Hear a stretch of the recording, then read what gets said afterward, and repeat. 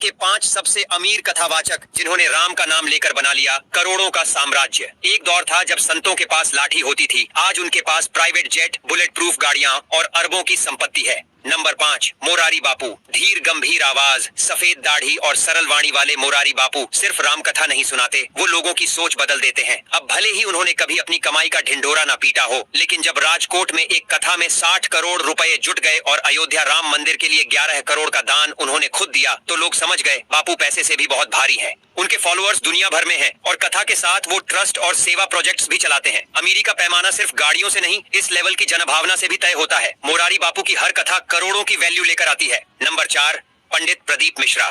धीमी, लयबद्ध वाणी और दमदार डायलॉग डिलीवरी, यही है पंडित प्रदीप मिश्रा का ट्रेडमार्क।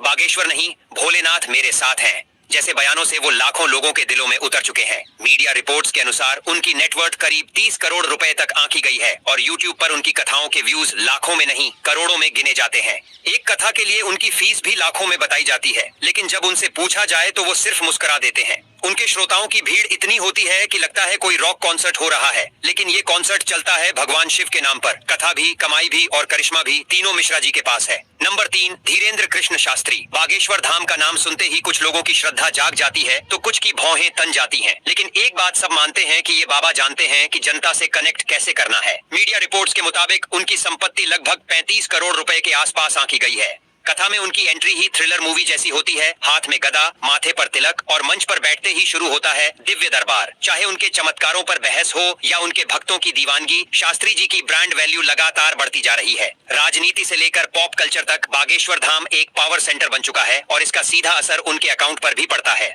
नंबर 2, अनिरुद्धाचार्य जी महाराज। शब्दों का जादू, चेहरे पर मुस्कान और स्टाइल ऐसा कि यूट्यूब का एल्गोरिथम भी इंप्रेस हो जाए। अनिरुद्धाचार्य महाराज वो कथावाचक हैं जिन्होंने भक्ति को ग्लैमर के साथ पैक किया और करोड़ों के दिलों में जगह बना ली। उनकी कथाओं में डीजे बीट्स, वायरल क्लिप्स और सोशल मीडिया फ्रेंडली पंचलाइंस होते हैं। यही वजह है कि वो यूथ में भी जबरदस्त पॉपुलर हैं। रिपोर्ट्स कहती हैं कि उनकी कुल संपत्ति 40 करोड़ रुपए के करीब है, लेकिन असली कमाई तो है उनकी अपील, जो भक्तों के दिल से लेकर डिजिटल दुनिया तक फैल चुकी है। अनिरुद्धाचार्य जी ने साबित कर दिया कि धर्म का ड्रेस कोड बदल चुका है और अब भगवा भी ब्रांड बन सकता है। नंबर 1, श्री देवकीनंदन ठाकुर जी। भक्ति का सबसे कमाऊ ब्रांड अगर कोई है तो वो है देवकीनंदन ठाकुर जी। गंभीर आवाज, रस में डूबी वाणी और इंटरनेशनल लेवल पर फैल चुका प्रभाव, यही उनकी असली संपत्ति है। भले ही उन्होंने कई बार कहा कि वो कथा के लिए फीस नहीं लेते, लेकिन उनकी डिजिटल कमाई, यूट्यूब चैनल्स और इंस्टीट्यूशनल नेटवर्क उनकी नेटवर्थ को 50 करोड़ रुपए तक पहुंचा चुके हैं।